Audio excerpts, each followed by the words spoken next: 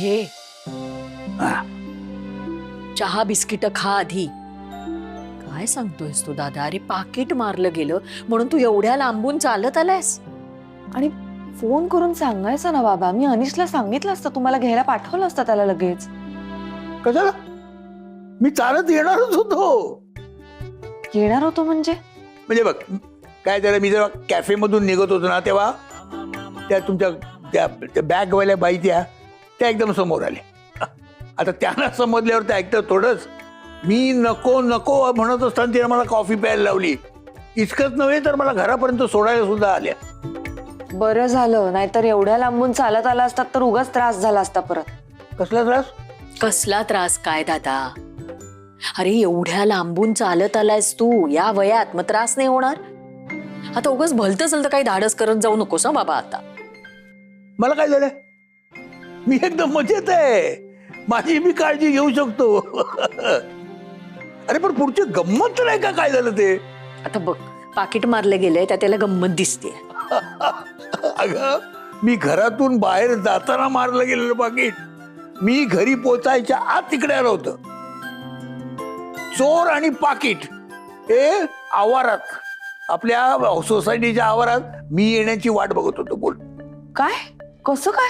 बहुतेक त्या चोराला जाणीव झाली असणार की आपण एका सद्गृहस्थाचं पाकिट मारलेलं आहे. उपरती झाली असणार त्याला, नाही का? हा, अरे पुन्हा एकदा सगळी कमाल त्या बॅगवाल्या बाईचीच. म्हणजे आम्ही इकडे कॉफी घेत असताना इथे गपचूप आपल्या पोलीस खात्यातल्या माणसांना कामाला लावलं आणि चोर मुद्देमारा सकट पकडला. कमाल आहे निवेदिता ताईंची. मला तर काय वाटतं माहिती का भैरवी, आपले आणि त्यांचे काहीतरी मागच्या जन्मीचे ऋणानुबंध असावेत. काहीही अडचण आली तर कशी देवासारखी धावून येते ही बाई. अगदी माझ्या मनातलं बोललात आत्या. इतक्या कमी दिवसात किती काय काय केलं त्यांनी आपल्यासाठी, आणि कोण करेल हल्लीच्या जगात. हो ना. आणि कुठल्याही परताव्याची अपेक्षा न ठेवता अगदी निस्वार्थीपणे. खरंय, दुसऱ्याच्या अडचणीला धावून जाण्याचा हा गुण खरंच घेण्यासारखा आहे त्यांच्याकडून. खरंय बाई. म्हणून लक्षात ठेवा भैरवी, निवेदिता ताईंना जर आपली कधी मदत लागली तर अजिबात मागे पुढे पाहायचं नाही, लगेच करायची. नाही या बाबतीत मी तुझे सहमत आहे. पण निलिमा, या बाई सुद्धा खूप मोठ्या आहेत. म्हणजे पैशानं, अनुभवानं, लोकसंग्रह या सगळ्या बाबतीत त्यांना आपल्या मदतीची गरज कधीही भासणार नाही.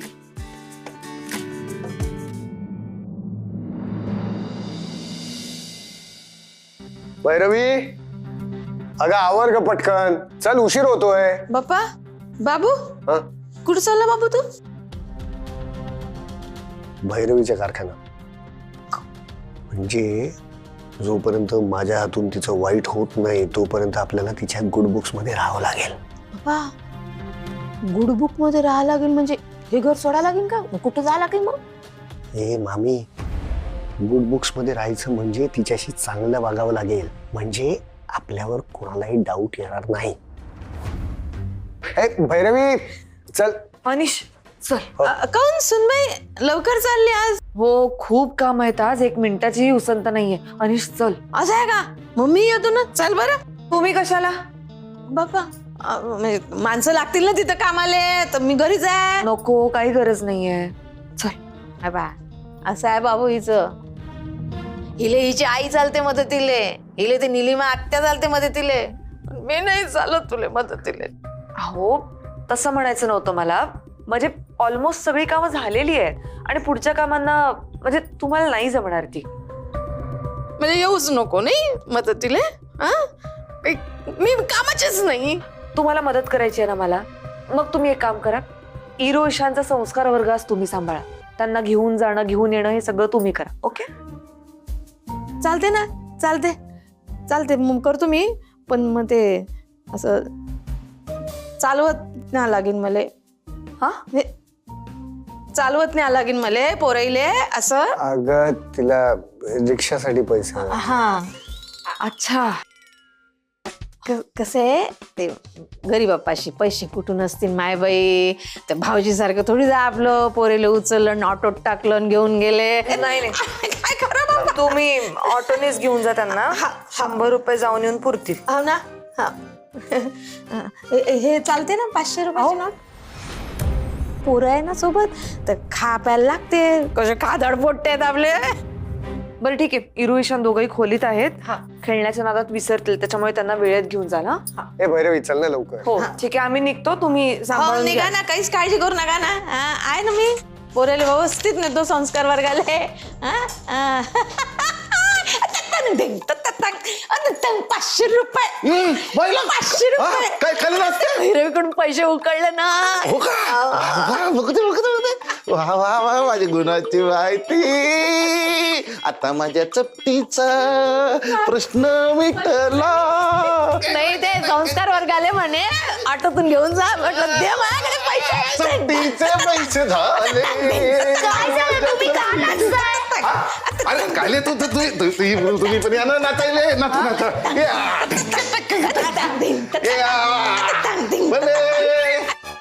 माझे चपटीचे पैसे झाले. रात्री ताई होणार काय काय काऊन नाचून राहील तुम्ही? बाप्पा तू नाचते म्हणून मी नाचतो.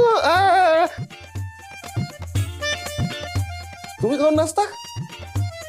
तुम्ही नाचताय म्हणून. म्हणून नाचताय सायलेन्स. ओ बाल्या पैसे दे. का मी नाही देणार.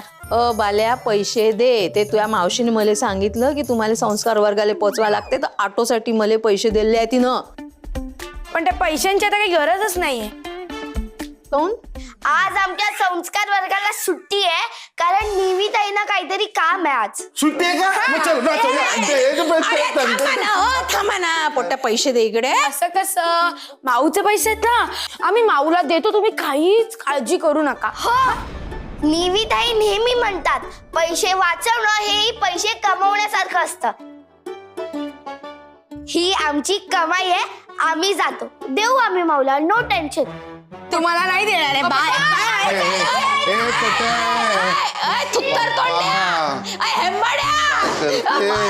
पैसे दे रे. पैसे नको ना पैसे दे. पैसे रात्रीचं काय करायचं सांग मला. तुम्ही गप्पा रात्रीचं करताय. पैसे गेले बाबा. पटाई मतीनं मिळवले होते माझे पैसे. तुम्हाला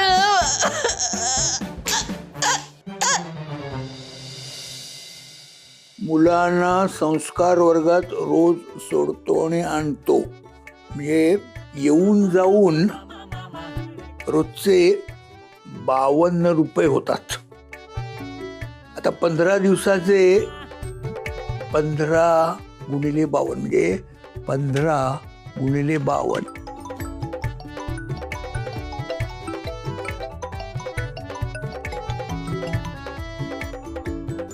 हा हॅलो, गुड मॉर्निंग.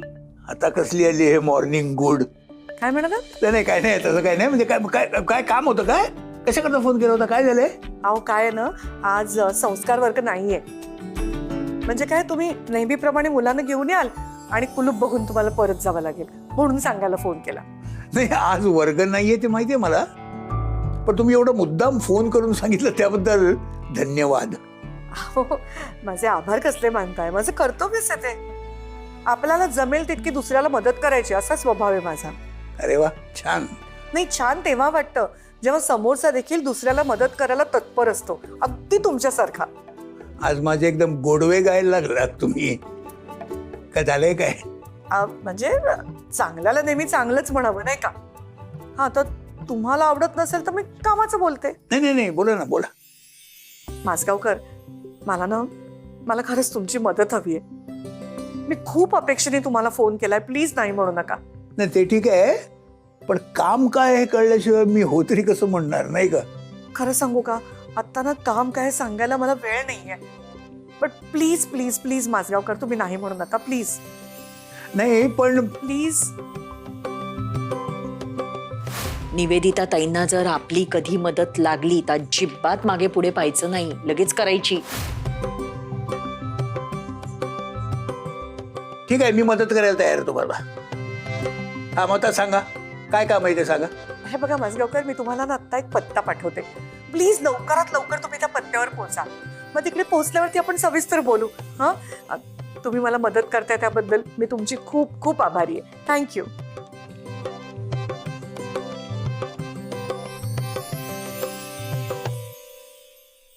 जगभराच्या काळजा वाहतात, लोकांना मदत करायला धावतात, पण आजच्या त्यांच्या आवाजावरून बाई अडचणीत आहेत असं वाटतं.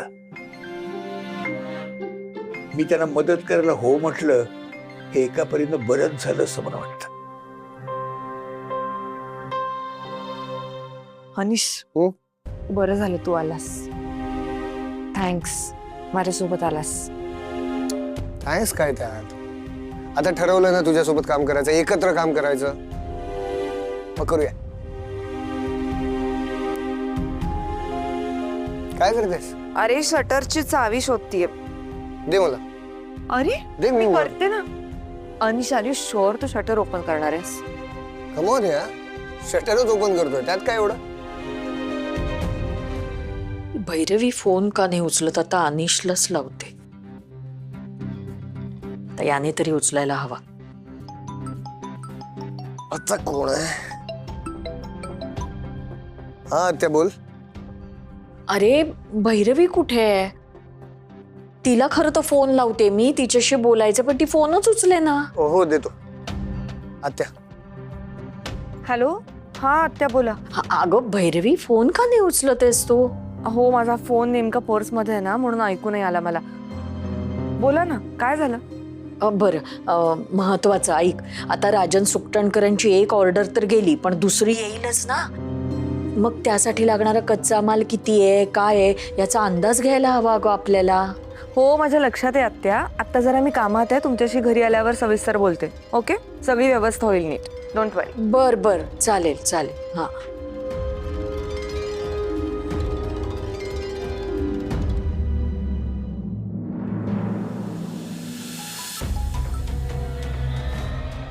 Hello, where R you? कोण बोलताय?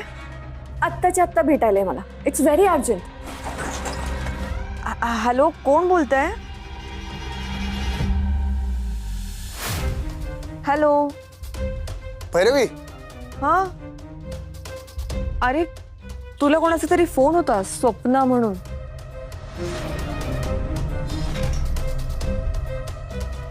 स्वप्ना काय बोलली? अरे नेमकं शटर ओपन करत होतास तेव्हाच ती काहीतरी बोलली, म्हणून मला नीट ऐकू नाही आलं. नशीब, स्वप्ना नेहमी फोनवर बेबी शोनानीच सुरू करते. आज भैरवीने ऐकलं असतं तर आमचा पुढचा सगळा प्लॅन फ्लॉप झाला असता. अनिश, काय झालं? काय नाही. दे फोन दे. अरे पण कोण आहे स्वप्ना? भैरवी, अगं मी ते जॉबसाठी ट्राय करतोय ना, तर मी एका रिक्रुटमेंट एजन्सीमध्ये स्वतःला रजिस्टर करून घेतलंय. तर ही स्वप्ना ना तिकडची माझी पर्सनल रिलेशनशिप मॅनेजर आहे. Oh really? या. अरे मग लगेच फोन कर, काहीतरी ऑपॉर्च्युनिटी असेल, उगाच मिस नको व्हायला. हो, इकडचं थोडं काम करतो आणि मग म्हणतो की तिला जाऊन भेटूनच येतो. बेटर, खरंच जा. आणि मी तर म्हणते आत्ताच जा. मी आहे ना इथे, मी बघते इकडचं काम. हा, दे मला चहा.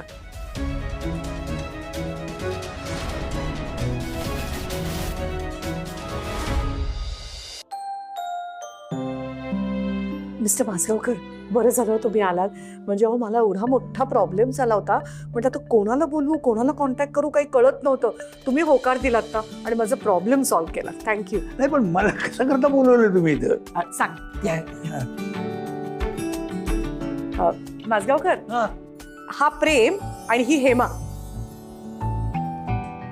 या दोघांचे एकमेकांवर खरंच खूप प्रेम आहे आणि त्यांच्या प्रेमाला माझा सपोर्ट आहे. म्हणून त्यांची अशी इच्छा होती की त्यांचं लग्न माझ्या आशीर्वादाने व्हावं. नाही, ते सगळं ठीक आहे, पण तुम्ही मला काय इथे बोलवलं? मग करा त्याचं लग्न आणि करून देऊ टाका ना आशीर्वाद. हा, तुम्हाला कळत नाही हो काय, रजिस्टर लग्न करताना ना 2 साक्षीदारांच्या सह्या लागतात. एक सही मी करणार, एका साक्षीदाराची कमी होती म्हणून मी तुम्हाला रिक्वेस्ट केली. कोर्टात का करताय तुम्ही लग्न? आई वडिलांची परमिशन नाही आहे काय? तर तसं असेल सांगा, मी सही करणार नाही अजिबात. हा. करावं सही. कसा आदर्श जोड आहे. सोन्यासारखी पोरगी आणि तिच्यावर जीव ओवाळणारा पोरगा. ते काय माहितीये काय, प्रेम करायला अक्कल लागत नाही, पण संसारात मात्र पावलोपावली लागते. घरातल्या मोठ्यांची जर परवानगी नसेल ना, तर संसाराचा प्रवास खडतर होतो. हा. हे बघा, तुम्ही त्यांना संसाराचे धडे नंतर द्या, आधी सही करा. अहो, मुहूर्त टळून चाललाय. काय मुहूर्त टळायला काय मांडवातलं विधिवत लग्न आहे काय? सही तर करायची आहे. अहो विधिवत लग्न नाहीये, मांडव वगैरे घातलेला नाहीये, मुहूर्त नाहीये, पण काय अजून बाहेर बरीच जोडपी आहेत, त्यांनाही लग्न करायचे. आपल्यामुळे त्यांचा खोळंबा नको ना व्हायला. तुम्ही प्लीज सही करायला तयार व्हावं. नाही करणार. या दोघांचं काय पालकत्व घेतलंय का तुम्ही? हा? या दोघांच्या घरचे जर उद्या माझ्या घरी भांडायला आले तर मी काय करणार? तुमच्याशी कोणीही भांडायला येणार नाही. ऐका माझं, जरा प्लीज तुम्ही सही करायला तयार व्हा. अजिबात नाही. या असल्या कागदावर जोडलेल्या नात्याला काही अर्थ नसतो. नवरा बायकोच्या नात्याला विवाह संस्काराचं कोंदण हे मिळालंच पाहिजे, तरच नात्याचं हिरा असा चमकतो. छानच वाक्य आहे. होय ना? अगदी टिपून ठेवण्यासारखं. मग फ्रेम करून तिकडे भिंतीवर लावा ना. झालं तुमचं? नाही झालं आता म्हणजे काय? मी काय सांगते माझं, काय? खरं तर मी तुम्हाला विनंती करते, मी सांगते म्हणून तरी सही करायला तयार व्हा. नाही करणार. नाही, पण मी का बाबा सही पण मी करतो? सांगते ना. ना मला हे आवडतं की काय असं. अरे, लग्न हे दोघं करतायत आणि तुम्ही दोघं नवरा बायको सारखे काय भांडताय? अरे वा, मी छान लाईन घेतली वाटतं. माझगावकर, माझा ऐका जरा, मी सांगते तुम्हाला समजावून. ही दोघही मुलं अनाथ आहेत, अनाथ आश्रमांमध्ये वाढली आहेत, पण त्यांचं खरंच एकमेकांवरती खूप प्रेम आहे. त्यांच्या प्रेमाला माझा सपोर्ट आहे, आणि त्याचबरोबर ते काहीतरी स्वतःच एक वेगळं विश्व बनवू पाहत आहेत. मग आपण त्यांना आशीर्वाद द्यायला नको का? कराल ना सही?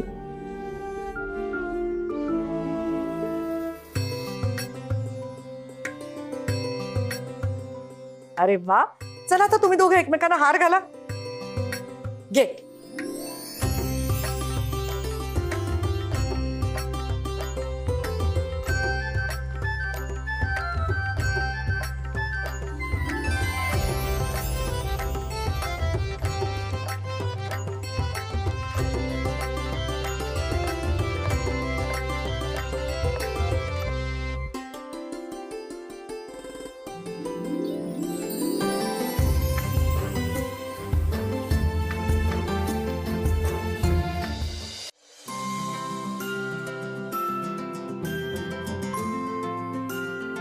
माझी हेमा, माझ्या प्रेमा, तुझी माझी जोडी जमली. अरे, तुला झक्कास पोरगी पटली. अभिनंदन. घ्या घ्या, तुम्ही पण घ्या पेढा. हो हो. हे कोर्टरूम आहे का नाटकाची रिहर्सल चालली आहे? माझगावकर, आपलं आयुष्य हे एक नाटकच असतं. अरे वा वा वा वा वा वा, मॅडम तुम्ही पण काही कमी नाही का? चला आपण आता फोटो काढूया तुमचा. या तुम्ही दोघं इकडे या. सुखी राहा. त्यांच्या पाया पडा. सुखी राहा. चला आता मस्त फोटो काढते तुमचा. या हो. शेजारी उभे राहा. स्माइल. सर तुम्ही पण या ना. नाही नाही, मी कशा लोक अरे स्माइल. आता एकदा आपण हार काढून काढूया. हो दे. आपण परत काढूया. अजून एक. हा, अरे वा. एक मिनिट, तुला कोणाचा तरी फोन येतोय. हा घे. आश्रमामधून कॉल होते, मी आलोच. पताई मी पण आलो. हो.